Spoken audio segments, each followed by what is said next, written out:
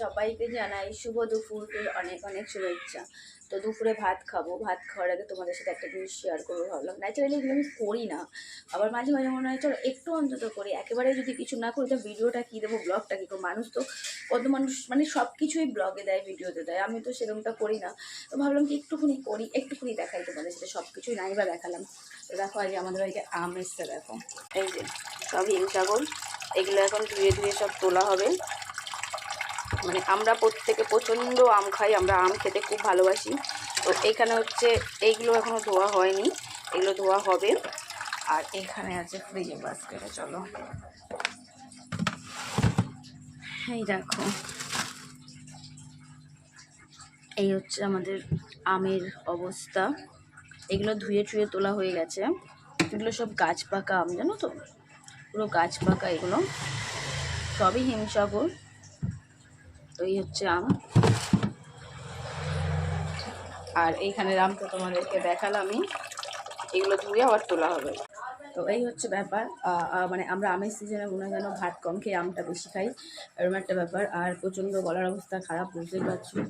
আমি ভীষণভাবে ঠান্ডা লেগে রয়েছে, ভীষণ রকমভাবে ঠান্ডা লেগে গেছে।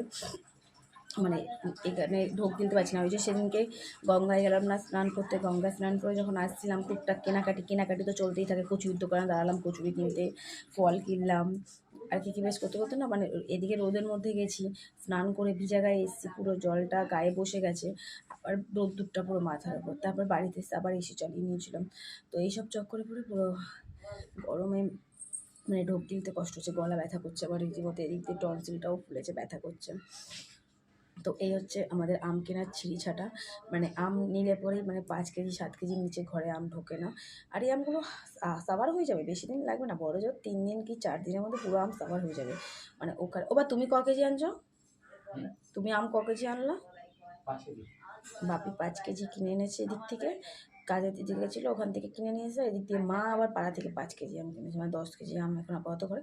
কিন্তু চিন্তা নেই, 3 দিনের মধ্যে, 3 দিন থেকে 4 দিনের মধ্যে সব আম সাবার হয়ে যাবে, কারণ আমরা সবাই আম খাই। তো চলো এখন আম খাওয়াটা বন্ধ করে আপাতত ভাতটা খেয়ে নিই দুপুরে, তারপরে তোমাদের সাথে আবার কোনো একটা রিলস নিয়ে আমি অবশ্যই আসবো। আর প্লিজ ভিডিওগুলো দেখো, আজকের ব্লগটা দেখো, আশা করি তোমাদের ভালো লাগবে।